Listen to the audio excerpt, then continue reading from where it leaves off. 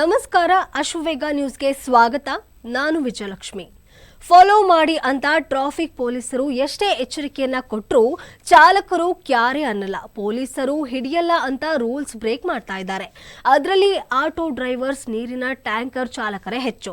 Traffic rules ದಂಡ double ಆದರೂ digital ಕ್ಯಾಮೆರಾದಲ್ಲಿ ದಂಡ ಹಾಕಿದರೂ ಜನ ಮಾತ್ರ ಡೋಂಟ್ ಕೇರ್ ಮಾಸ್ಟರ್ಸ್. ನಾವು ರೂಲ್ಸ್ ಬ್ರೇಕ್ ಮಾಡೋಕೆ ಇರೋದು ಅನ್ನೋ ರೀತಿ ವಾಹನವನ್ನ ಚಲಾಯಿಸ್ತಾ ಇದ್ದಾರೆ. ಇಂಥವರಿಗೆ ಪಾಠವನ್ನ ಕಲಿಸಲು ಕಳೆದ 3 ದಿನದಿಂದ 3 ಮಾದರಿಯ ಸ್ಪೆಷಲ್ ಡ್ರೈವ್ ಮಾಡಲಾಗಿದೆ. ಕಳೆದ 3 ದಿನದಲ್ಲಿ ಸಂಚಾರಿ ಪೊಲೀಸರು ಬರೋಬ್ಬರಿ 16.91 ಲಕ್ಷ ದಂಡ ವಿಧಿಸಿದ್ದಾರೆ. ಮೊದಲ ದಿನ ಶಾಲೆಗಳ ಸುತ್ತಮುತ್ತ, 2ನೇ ದಿನ ನೀರಿನ ಟ್ಯಾಂಕರ್ಗಳು ಹಾಗೂ 3ನೇ ದಿನ ಆಟೋ ಚಾಲಕರ ವಿರುದ್ಧ ಡ್ರೈವ್ ನಡೆಸಲಾಗಿದೆ. ಹೆಲ್ಮೆಟ್ ರಹಿತ ವಾಹನ ಸವಾರರ ಮೇಲೆ 132 ಪ್ರಕರಣಗಳಿಂದ 64,800 ರೂಪಾಯಿಯನ್ನ ದಂಡ ವಿಧಿಸಲಾಗಿದೆ. ಟ್ರಿಪಲ್ ರೈಡಿಂಗ್ನಲ್ಲಿ 375 ಪ್ರಕರಣಕ್ಕೆ ಸಂಬಂಧಿಸಿದಂತೆ 1,84,100 ರೂಪಾಯಿಯನ್ನ ದಂಡ ಹಾಕಲಾಗಿದೆ.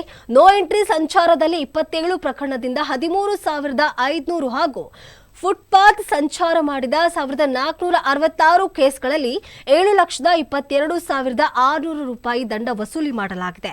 ಸುಮಾರು 2,000 ಪ್ರಕರಣಗಳಿಂದ ಒಟ್ಟು 9,85,000 ದಂಡ ವಿಧಿಸಲಾಗಿದೆ. ಜೊತೆಗೆ ನೀರಿನ ಟ್ಯಾಂಕರ್ಗಳ ವಿರುದ್ಧವೂ ಕಾರ್ಯಾಚರಣೆ ಮಾಡಲಾಗಿದೆ.